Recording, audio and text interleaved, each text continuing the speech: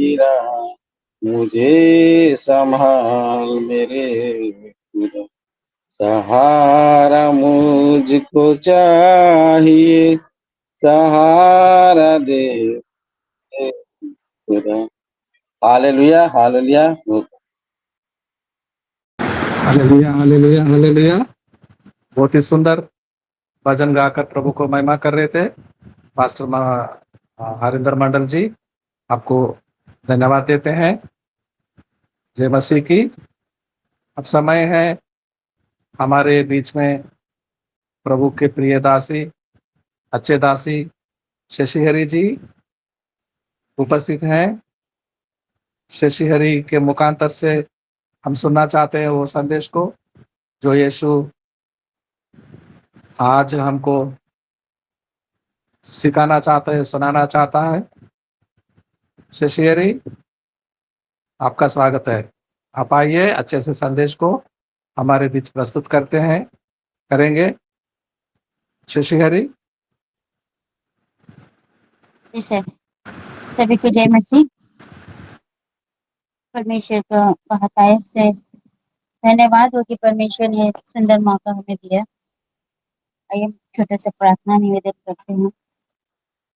धन्यवाद पिता परमेश्वर, सुंदर से समय के लिए पिता, सुंदर मौके के लिए यीशु पिता, जो आपके दया आपके अनुग्रह से हमें मिलते हैं यीशु पिता। प्रभु हर एक की प्रार्थना और विनती को आप जानते हैं ईश्वर, हर एक की जरूरतों को आप जानते हैं ईश्वर। हर एक जन पिता आप में बड़े, आप में आशीष को पाए पिता परमेश्वर। प्रभु वचन के जरिए पिता हम सबको आशीषित कीजिए पिता। आज की सुंदर से सुबह को आपके हवाले करते, आज सारा दिन जो भी हो पिता, हर एक बातों में आपकी महिमा हो पिता परमेश्वर। तो दया करते रहे, हर एक पे करता रहे पिता। गौरव और महिमा और प्रशंसा यीशु मसीह आपके पवित्र नाम से चाहते पिता, सुने और ग्रहण करें। आमीन।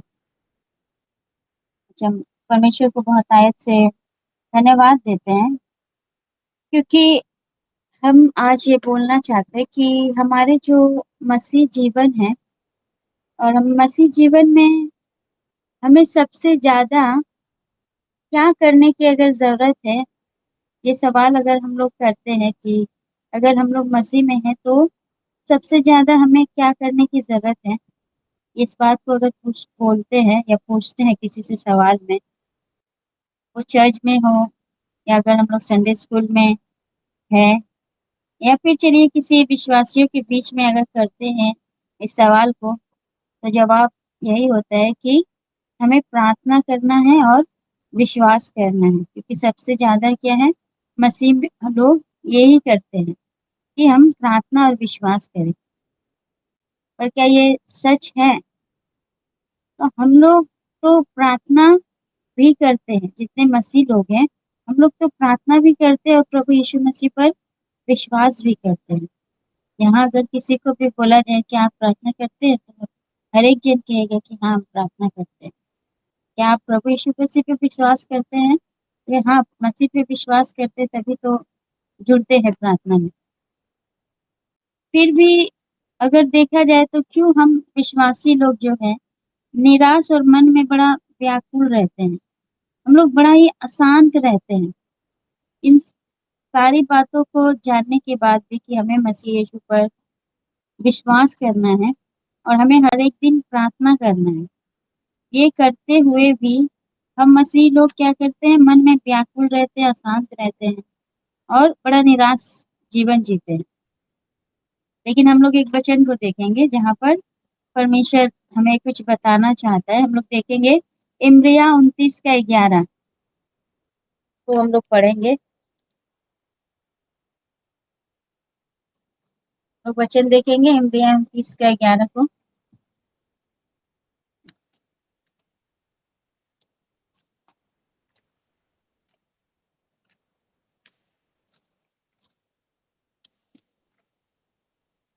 वचन वहां पर क्या लिखता है, हम लोग वहां पढ़ते हैं अगर वचन को, तो लिखा है, क्योंकि यहोवा की यही वाणी है कि जो कल्पनाएं मैं तुम्हारे विषय में करता हूँ उन्हें मैं जानता हूँ, वे हानि की नहीं वरन कुशल ही की है, और अंत में तुम्हारी आशा पूरी करूंगा। परमेश्वर यहाँ पर हम विश्वासियों से कहते हैं कि हमारी जो इतनी भी आशाएं हैं वो मसीह यीशु हमें क्या करेगा, पूरा करेगा। और हमें अंत तक क्या करना है, आशा रखना है। इस वचन का क्या अर्थ है, और यह जो आशा है, ये आशा क्या है कि हम लोग विश्वास के साथ क्या करें, इंतजार करना है हम लोग को। जब कभी भी इस तरह की परिस्थिति आ जाए जो हमारे विरुद्ध होती है, और क्या परमेश्वर क्या कहना चाहते हैं इस वचन के जरिए कि और फिर भी हम परमेश्वर पर भरोसा रखते हैं। वहीं से जो सच्चा विश्वासी और जो धीरज का शुरुआत होता है, वो बहुत बार इंसान सोचता है कि परमेश्वर हमारी प्रार्थनाओं को क्यों नहीं सुन रहे हैं। कई बार जब ये वचन को अगर हम लोग देखेंगे तो ये जिस तरह से लिखता है, क्योंकि यहोवा की यही वाणी की जो कल्पनाएं मैं तुम्हारे विषय में करता उन्हें मैं जानता हूँ, और वे हानि की नहीं वरन कुशल की है, और अंत में तुम्हारी आशा पूरी करूंगा। पर हम लोग देखते हैं कि जब मुसीबतें आती हैं तो और भी क्या होता है, बढ़ता जाता है। तब हम लोग कई बार प्रार्थना तो करते हैं, विश्वास भी करते हैं, पर अंदर ही अंदर एक सवाल भी होता है कि परमेश्वर हमारी प्रार्थना सुन क्यों नहीं रहे हैं। लेकिन ये सच ये है कि परमेश्वर कभी भी जो है हमारी प्रार्थना को सुनने में देर नहीं करते हैं। वो हमारी प्रार्थना को सही समय की तैयारी करते हैं। कई बार हमारे घर में हमारे माता पिता और जो हमारे रिश्तेदार, हमारे पड़ोसी, हम दो बहन ही परमेश्वर पे विश्वास करते हैं, और हमारा घराना जो है वो विश्वास नहीं करता था। लेकिन अभी हम लोग के लिए सबसे बड़ा सवाल हमारे घर के लिए बना है कि हम लोग की शादी के विषय में अभी हमारे घर के लोग, हमारे माँ बाबा और हमारे रिश्तेदार जो हैं, आसपास के पड़ोसी, और लोग के पास एक ही बार ये शादी का सवाल ही होता है कि आप लोग चर्च चले गए, आप लोग का शादी कैसे होगा, कब होगा। ये सारी बात को बार बार हम लोग पेश करते हैं। पर हम लोग जो सोचते हैं, ये लोग जो सवाल करते हैं, और प्रभु पर हम लोग और दोस्त पर क्या करते हैं, प्रभु पर वो लोग दोष लगाते हैं, चर्च पर दोष लगाते हैं। कई बार बहुत सारी परेशानियों को भी फेस करते हैं। लेकिन हम लोग जो मसीह यीशु पर विश्वास करते हैं, हम और ज्योति, हम दोनों बहनें प्रभु यीशु मसीह पर भरोसा रखते हैं। और वो भरोसा हम लोग क्यों रखते हैं, क्योंकि हम लोग एक वचन को देखेंगे जहाँ पर लिखा हुआ है, भजन संगीता 138 का 8 को हम लोग पढ़ेंगे।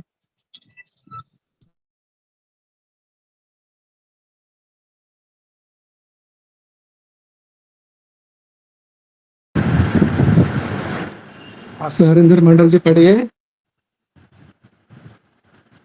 भजन संहिता 138 आठवां वचन को पढ़िए।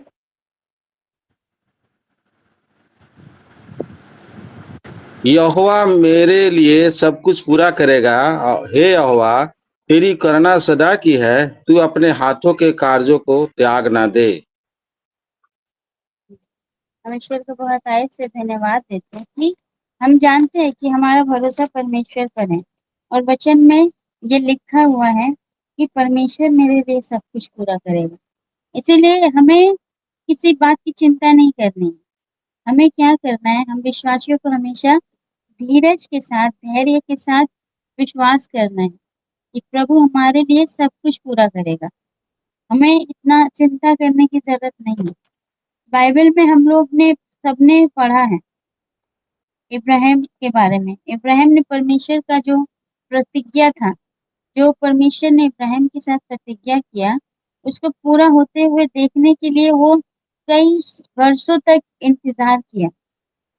कई वर्षों के इंतजार के बाद उसने क्या किया, उस प्रतिज्ञा को पूरा होते हुए देखा।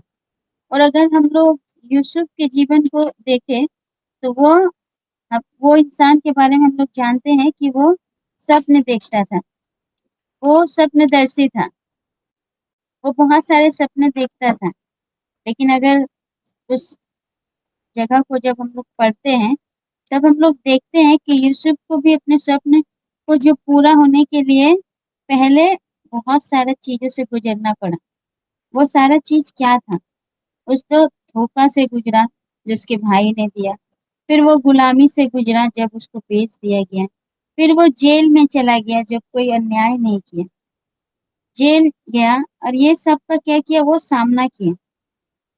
कई चीजों को वो पार करने के बाद यूसुफ अपने सपने को पूरा किया।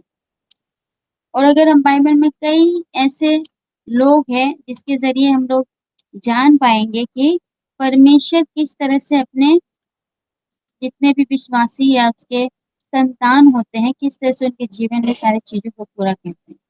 और अगर जब हम लोग दाऊद जब राजा बनता है तो वो जाके ही पहले ही राजा नहीं बनते हैं, वो राजा बनने से पहले अपने जीवन में संघर्ष करते हैं।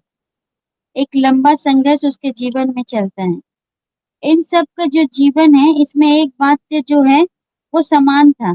उसके अंदर जितने लोग हैं विश्वासी, हम लोग बाइबल पढ़ते हैं, उसके अंदर एक बात जो वो सामान्य ये था कि वो लोग के अंदर बड़ा धीरज था, जो आज हम लोग धीरज नहीं रख पाते हैं। लेकिन अगर देखा जाए तो इन सबों के जीवन से हम लोग ये चीज को सीख पाते हैं कि उनके अंदर सारा चीज सबों को मिलाकर देखा जाए तो उसके अंदर बड़ा धीरज था। वो लोग भी टूटते थे, वो लोग भी रोते थे और वो अपने जीवन में बहुत संघर्ष किया। इन परमेश्वर पर अपना भरोसा वो लोग क्या करते हैं, रखे रहना। आज कई बार ये भी हो सकता है कि हम लोग क्या है अपने जीवन में भी ऐसा समय चल रहा होता है जहाँ सब कुछ लगता है कि रुक गया है। आज हम लोग दो बहन मसीह में विश्वास करते हैं, पर कभी कभी हमें भी ऐसा एहसास होता है कि पता नहीं क्यों जैसे लगता है सब चीज रुक गया है, कोई भी चीज आगे नहीं बढ़ रहा है। और प्रार्थना कर रहे हैं, विश्वास कर रहे हैं, पर फिर भी कहीं ना कहीं लग रहा है कि बहुत सारा चीज होना था, लेकिन सब कुछ रुका हुआ है हमारे जीवन में। हो सकता है ऐसा कभी आपको भी महसूस हो कि सब कुछ रुका हुआ है, हम लोग को कुछ भी क्या दिखाई नहीं दे रहा है। शायद कई बार प्रार्थना का उत्तर नहीं मिला हो। हम लोग भी कभी कभी जो प्रार्थना करते हैं, कोई चीज को मांगते हैं, या आप लोग भी हो सकते हैं, तो कई बार क्या है उत्तर नहीं मिलता। शायद लोगों को हम लोग क्या करते हैं ना, बहुत समय बोलते भी हैं तो ऐसा लगता है कि लोगों को हम लोग समझा भी नहीं पा रहे हैं कि हम क्या बोलना चाह रहे हैं, हम अगले को समझा नहीं पाते। लेकिन याद रखिए कि परमेश्वर आपके जीवन में अभी भी क्या कर रहा है, काम कर रहे हैं। कभी कभी हमारा परमेश्वर चुप रहता है। इस बात को कई बार हमने अपने जीवन में महसूस किया कि परमेश्वर कभी कभी चुप रहता है, लेकिन इसका ये मतलब ये नहीं है कि वह आपको छोड़ दिया है, या वो हमको छोड़ दिया कि हमारी प्रार्थना को उत्तर नहीं आया, क्या परमेश्वर ने हमको छोड़ दिया। कई बार यह परमेश्वर चुप्पी रहता है और चुप्पी इंतजार को क्या करता है, अंदर से मजबूत बनाता है। कई बार हम इंसान लोग उनके चुप रहने से परेशान होते हैं, लेकिन कई बार ऐसा भी होता है कि परमेश्वर का चुप्पी हमें अंदर से क्या करता है, मजबूत बनाता है। और परमेश्वर उसे धीरज धरना, कई बार परमेश्वर हमें हमारे जीवन में धीरज धरना सिखाता है।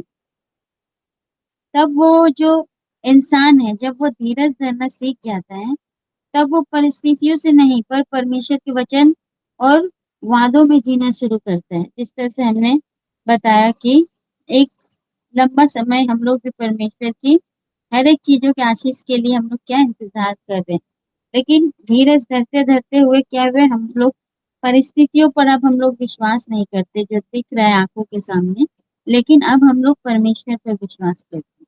तभी तो वचन में लिखा हुआ है ना, भजन संगीता 138 का 8 में, कि परमेश्वर मेरे लिए सब कुछ पूरा करेगा। जो आपके जीवन में भी परमेश्वर कहना चाहता है कि आप सभी या हम सभी, हम जितने विश्वासी हैं, हम लोग ना घबराए, क्योंकि परमेश्वर ने जब हमें बुलाया है तो वही हमारे लिए सब कुछ पूरा करेगा।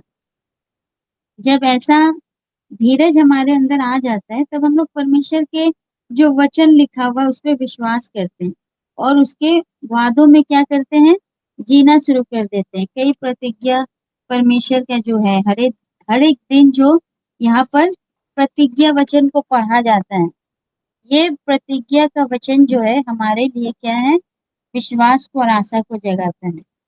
क्योंकि ये वचन हमारे लिए आशीष के कारण है, जो भी हमें हर एक दिन प्रतिज्ञा पढ़ाया जाता है। ये हमें याद दिलाया जाता है कि हम किसी भी परिस्थिति में ना टूटे, और यही विश्वास जो है उसे हमें क्या करता है, प्रतिज्ञा का एक एक वचन हमें हर एक दिन टूटने से बचाता है।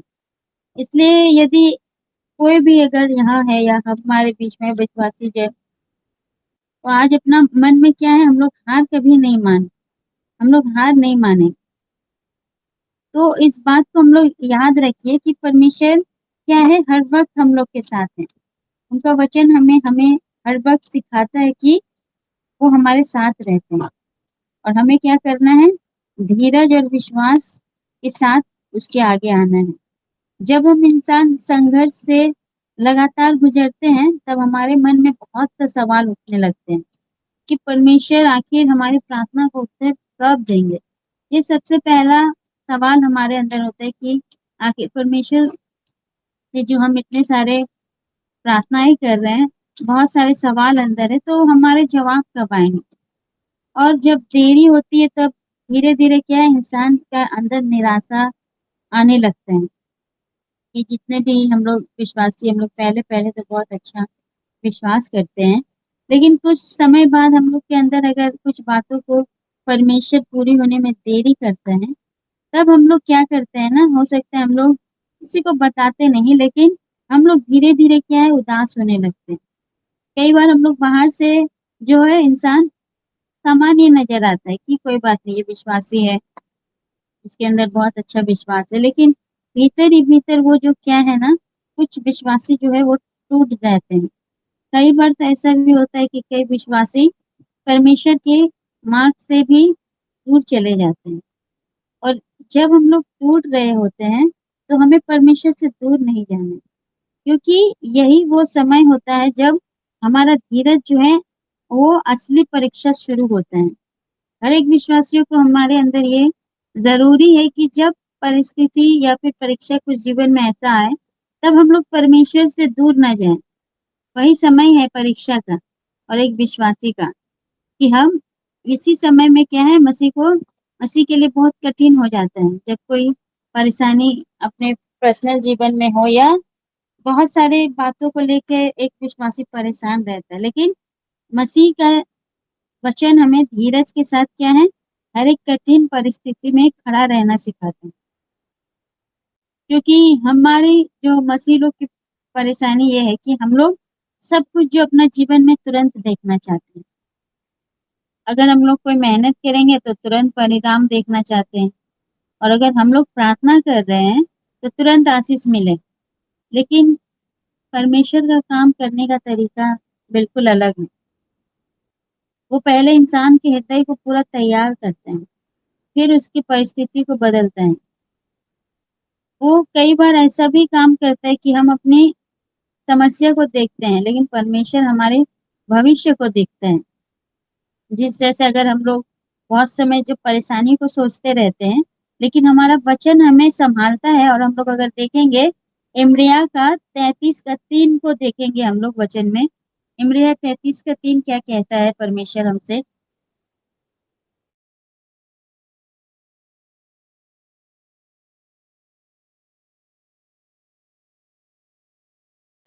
जी, लिखा है, मुझसे प्रार्थना कर और मैं तेरी सुनकर तुझे बड़ी बड़ी और कठिन बातें बताऊंगा जिन्हें तू अभी नहीं समझता।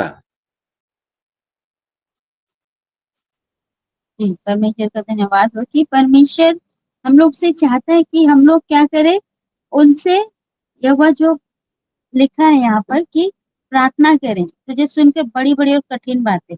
यहाँ पर ये नहीं लिखा है कि छोटी छोटी बातों का हम जवाब देंगे, नहीं। ईश्वर कुछ बड़ा करना चाहता है और वो कठिन चीज को बोल रहे हैं कि विश्वासी जब कठिन समय में आता है तो आप क्या करें, पीछे ना हटे। वचन कहता है कि मैं तुम्हें बड़ी बड़ी और कठिन बातें बताऊंगा जिन्हें तू अभी नहीं समझता। कई बार हम वचन को समझ नहीं पाते हैं कि वचन हमें क्या कहते हैं। सोचिए, जब यूसुफ को अगर उसके भाई जो है तो गड्ढे में डाल दिया, जब उसके कहानी को हम लोग स्टोरी को पढ़ते वहां पे देखते उसके भाई को क्या करते हैं, गड्ढे में डाल देते हैं। तब उसे समझ नहीं आया होगा कि परमेश्वर उसके जीवन में क्या कर रहे हैं। इतने अच्छे स्वप्न को देखता था, अच्छे अच्छे सपने, पर उस जगह उसकी अगर हम लोग विपरीत देखते तो वो सपने का पूरा उल्टा हो रहा था कि उसको गड्ढे में डाल दिया जाए।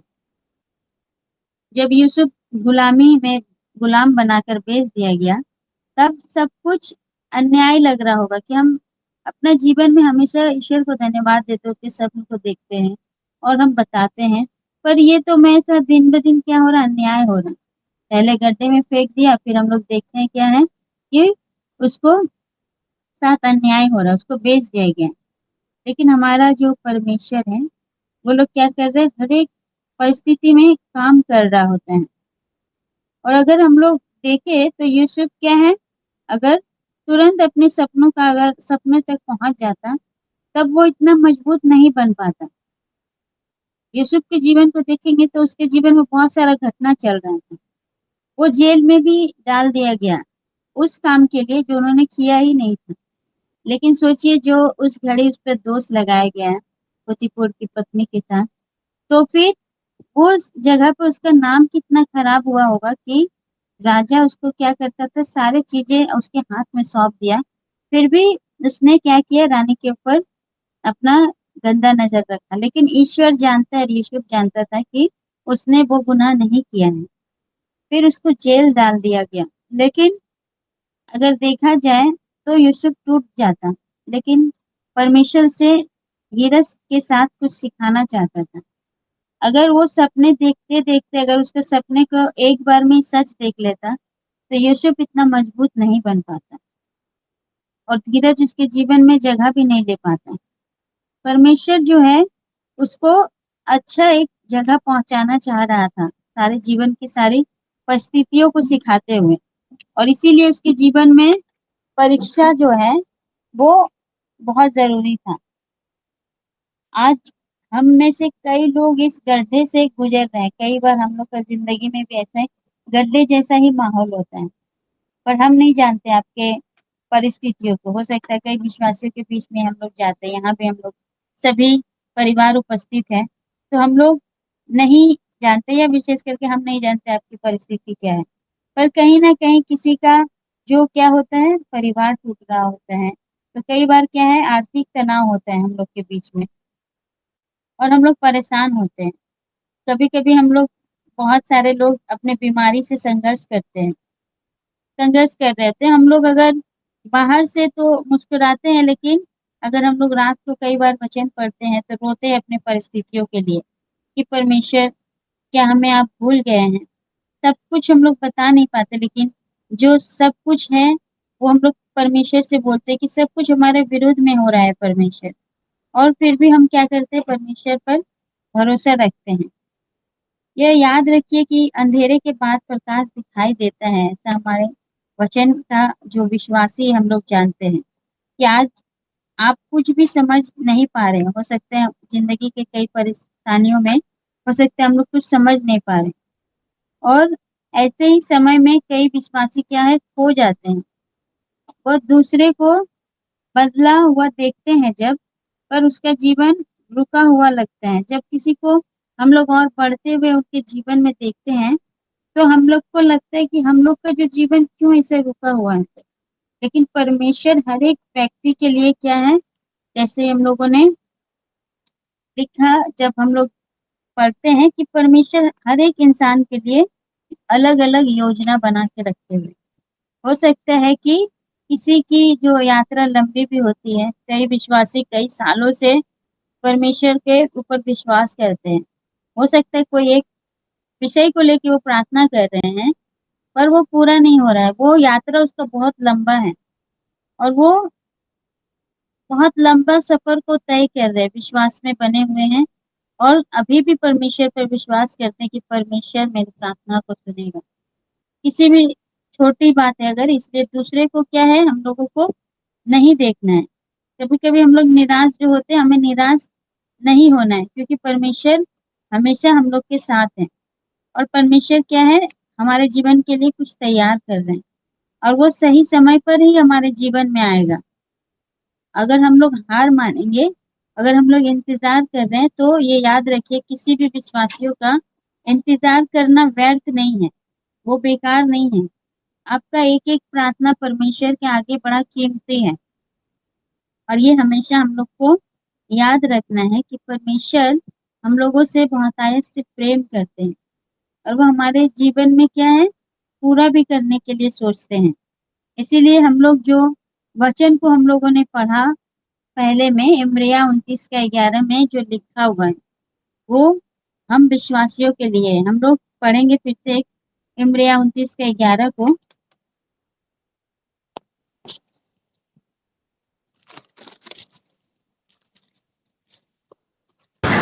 ये वचन पास्टर हरिंदर मंडल जी आप पढ़िए। 29:11 में पढ़ो। लिखा है, इसलिए यहोवा यूं कहता है, देख मैं इन पर ऐसी विपत्ति डालने पर हूँ जिससे ये बच ना सकेंगे, और चाहे ये मेरी दुहाई दे तो भी मैं इनको ना सुनूंगा। कहाँ पढ़ रहे हैं? 29:11। जी जी जी, सॉरी सर, 29:11 जी। इन्हीं में हर्ष और आनंद। 29:11 सर। 29 इब्रिया 29:11 में जी जी, लिखा है। हाँ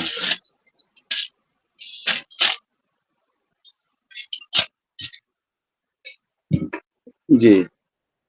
लिखा है, क्योंकि यहोवा की यह वाणी है कि जो कल्पनाएं मैं तुम्हारे विषय करता हूँ उन्हें मैं जानता हूँ, वे हानि के नहीं वरन कुशल ही की है, और अंत में तुम्हारी आशा पूरी करूंगा।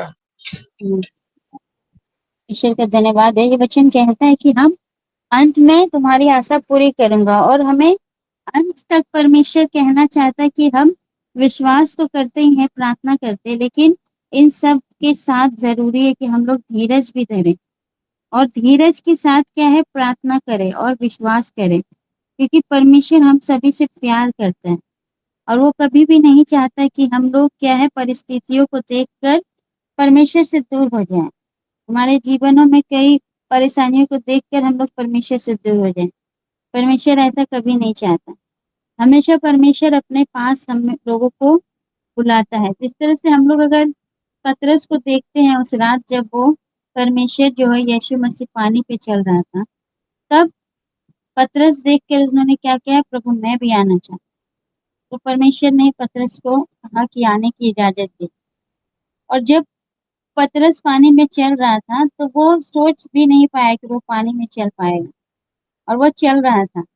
पर जैसे ही वो तूफान को देखा, वो डगमगाने लगा और गिरने लगा। आज परमेश्वर उसके जरिए हम लोग को सिखाना चाहते हैं कि हमारे जीवन में हम अगर परमेश्वर को देखेंगे तो हम लोग हमेशा चलेंगे, गिरेंगे नहीं। लेकिन अगर हम लोग परमेश्वर की जगह अपने मुसीबतों को ज्यादा देखेंगे, अपने परिस्थितियों को देखेंगे, चाहे वो किसी भी तरह के रूप में हो, जिस तरह से कोई बीमारी हो या घर का कोई बड़ी परिस्थिति हो, जिस तरह से हम दो बहनों के लिए भी वो सवाल बहुत ज्यादा बड़ा हो रहा है, परिवार के लिए, पड़ोसियों के लिए, हमारे माँ बाबा के लिए भी, कई बार ये मेरे भाई के जीवन के लिए भी रुकावट बन रहा है। लेकिन हम इन सारे चीजों को नहीं देखना चाहते, क्योंकि हम जानते हैं कि परमेश्वर ने हमें बुलाया है और कोई भी तूफान हमारे जीवन में हमें गिरा नहीं सकता, क्योंकि हम परमेश्वर आपको देखते हैं और हम जानते हैं कि आप हमारे जीवन में सारे चीजों को पूरा करेंगे। हर एक आशीष, जिस तरह से हम लोग एक एक वचन हमारे जीवन के लिए आशीष का कारण है, जिस तरह से हम लोग वचन की हर एक दिन हम घोषणा करते हैं कि इफिसियों 1:3 में लिखा है कि हमारे प्रभु यीशु मसीह के परमेश्वर और पिता का धन्यवाद हो कि उसने हमें क्या है, स्वर्ग स्थानों में हमें सब प्रकार की आत्मिक आशीष दी है। इस वचन को जब हम लोग पढ़ते हैं तो वहां पे परमेश्वर कहता है कि हमें सब प्रकार का आत्मिक आशीष मिला है। तो हमें कोई भी चिंता करने की जरूरत नहीं है। हमें परमेश्वर से प्रार्थना करने की जरूरत है, विश्वास करने की जरूरत है, जो हम लोग प्रार्थना भी करते हैं, विश्वास भी करते हैं। लेकिन सबसे ज्यादा जरूरी है कि हम धीरज धरें अपने हर एक परिस्थिति में, ताकि परमेश्वर हमारे धीरज का जवाब बहुत आयत से बहुत जल्द देने जा रहे हैं। हम ये विश्वास करते हैं, और हर एक जन इस बात को विश्वास करते हैं कि परमेश्वर हर एक परिस्थिति में हमारे साथ है। और इब्रिया जो 29:11 वचन है, वो हम लोग के लिए परमेश्वर का एक वादा है जिसमें हमें लिख रहा है कि हमें अंत तक क्या करना है, परमेश्वर पर आशा लगाए रखना है। हमें अपने आशा कभी नहीं तोड़ना है, क्योंकि परमेश्वर उसमें लिखा है और अंत में तुम्हारी आशा पूरी करूंगा। कभी भी हमें टूटने की जरूरत नहीं है। परमेश्वर हमसे प्रेम करता है, वो हर एक वादा को हर एक विश्वासी के जीवन में पूरा भी करेगा। इसलिए हम परमेश्वर को बहुत आयत से धन्यवाद देते हैं और आगे का समय धनदास सर को सौंपते हैं। धन्यवाद देते हैं शशि हरी बेटी, बहुत गंभीर, बहुत अच्छा, बहुत बढ़िया संदेश को सुना रही थी। यूसुफ के पास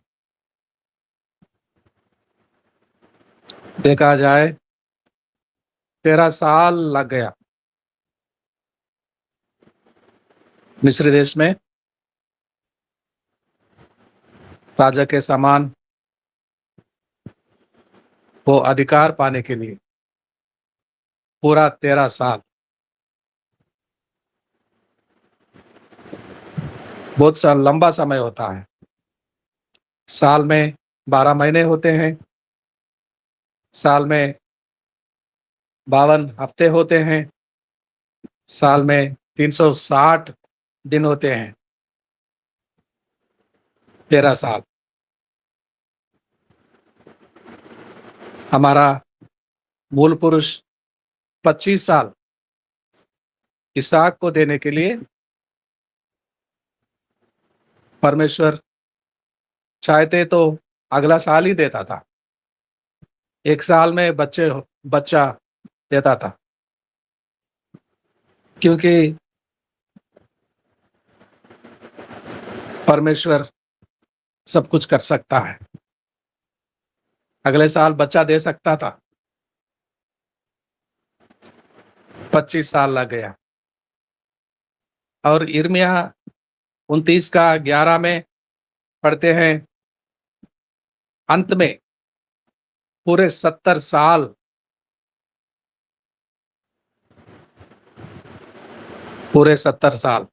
लग गया। क्यों लग गया? इसके पीछे बहुत कारण है।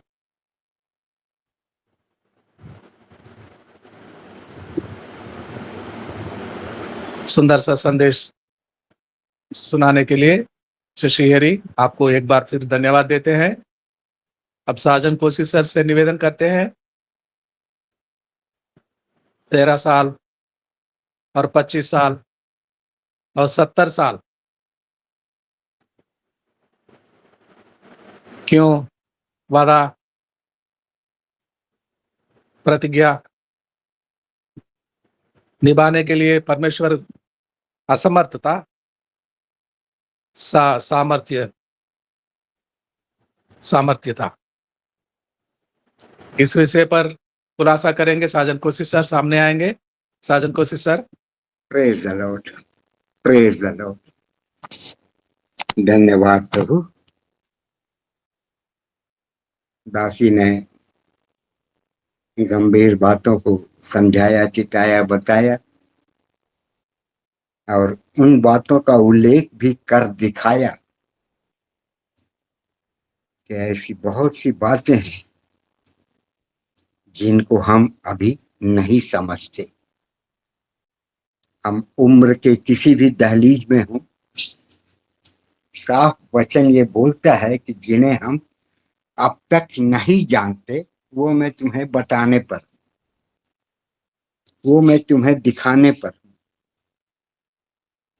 धन्यवाद प्रभु का। अपनी महिमा प्रभु हमसे कैसे कैसे तरीके से, कितना लेट करते हुए 13 साल, 25 साल, 70 साल, ये धीरजवंत होने का गुण है।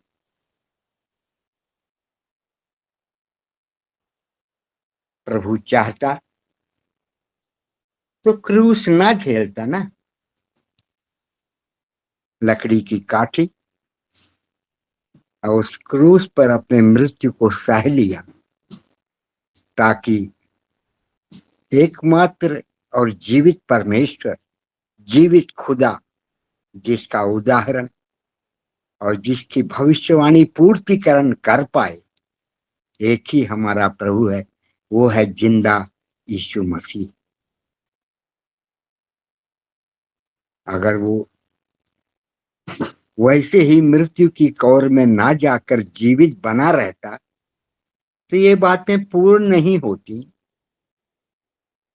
धीरज के साथ एक एक बातों को सहकर, भविष्यवाणी की एक एक बातों को दिखाया, बताया और उस उद्देश्य को पूर्तिकरण के साथ पूर्ण किया और खुद कहा पूरा हुआ। अब हमारी बारी है कि हम इस संसार में इस जीवन को जीते हुए कितनी सुंदर, कितने धीरज के साथ, कितने ढाढ़स के साथ, कितने संयम के साथ, कितने अनुग्रहित जीवन के साथ हम प्रभु को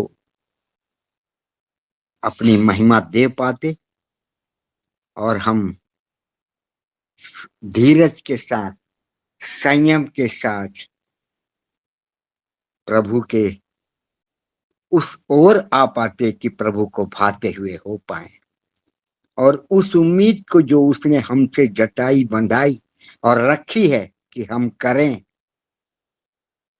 हमारा निर्धारण प्रभु पर हो, हमारा विश्वास और वो आशा जो उसने हम पर जताई कि हम प्रभु के लायक सिद्ध बन पाए, ताकि हम उसके बगल में बैठने की स्थिति को धारण कर पाए। पवित्रता को धारण करना होगा।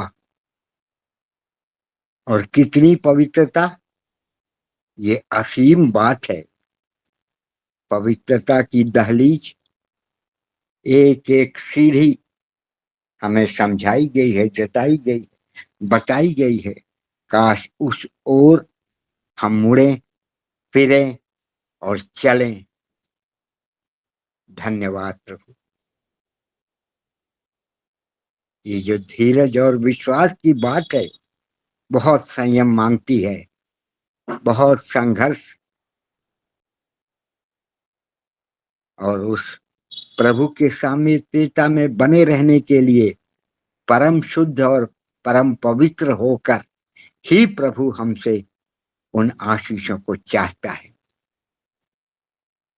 उन्हें दे पिता, प्रभु के उस असीम प्यार को हम पालें, जीत लें, समाहित हो लें कि प्रभु अपने नजदीक से हमें विमुख कर दे या दूर कर दे। ऐसी पात्रता हम में हो जाए, ऐसा शुद्धिकरण हमारे जीवनों में घर कर जाए कि हम प्रभु को भाते हुए हो पाए। धन्यवाद प्रभु। अपरंपार आशीषों के दाता एकमात्र हमारे जीवित खुदा प्रभु यीशु मसीह है। इस पवित्रता को धारण कर बड़े धीरजवंत होने की चाहत है प्रभु की। काश ऐसा हो पाता। धन्यवाद प्रभु। प्रभु को भाते हुए संयमित जीवन के साथ अपने आप को उस असीम प्यार में रखकर सिद्धता की ओर बढ़ने की आवश्यकता है। पाक होना नितांत आवश्यक है। शुद्धता की दहलीज हमें लांघनी होगी, तभी शायद हमारे जीवनों से हमारे ऊपर आने वाले उन आशीषों की उंडेलने की स्थिति आएगी। तभी हम प्रभु को भाते हुए सिद्ध और पवित्र ठहर पाएंगे। उन्हें दे पिता, इन बातों को हमें समझाइश के साथ समझा दीजिए। आइए हम छोटी सी प्रार्थना करते हैं। धन्यवाद प्रभु। संयमित होकर, धीरजवंत होकर आपके उस पात्रता को जो आप हमें देने आ रहे हैं, हम धारण करने वाले हो पाए। धन्यवाद प्रभु। उस आशीषित जीवन को हम रख पाए, धर पाए प्रभु। आपकी योग्यता को हम लेने के लिए तत्पर और सिद्ध बन पाए पिता परमेश्वर। आदर और महिमा के साथ प्रार्थना को प्यारे प्रभु यीशु मसीह के नाम से मांग लेते हैं। आमीन आमीन। बहुत बहुत धन्यवाद देते हैं साजन कोसी सर आपको। अब ज्योति हरी एक बार सामने आएंगी वोट ऑफ थैंक्स को सुनाने के लिए। ज्योति हरी। जी सर, सभी को जय मसीह। धन्यवाद देते हैं प्रार्थना के लिए विश्वनाथ प्रसाद सर को, और धन्यवाद देते हैं सुंदर सा भजन के लिए हरिंदर मंडल सर को, और जिन्होंने भी पहले भजन गाया उनको भी भजन के लिए बहुत बहुत धन्यवाद। और धन्यवाद देते हैं वचनों को पढ़े जाने के लिए हेमश्री मैम को, और धन्यवाद देते हैं आशीष वचन को पढ़े जाने के लिए हरिंदर मंडल सर को, और सुंदर सा प्रचार के लिए धन्यवाद देते हैं शशि हरी सिस्टर को, और आखिरी प्रार्थना के लिए धन्यवाद देते हैं साजन कोसी सर को और धनराज सर, उनकी पूरी टीम को धन्यवाद देते हैं। जय मसीह। आपके लिए भी लगातार प्रार्थना करते हैं बेटी।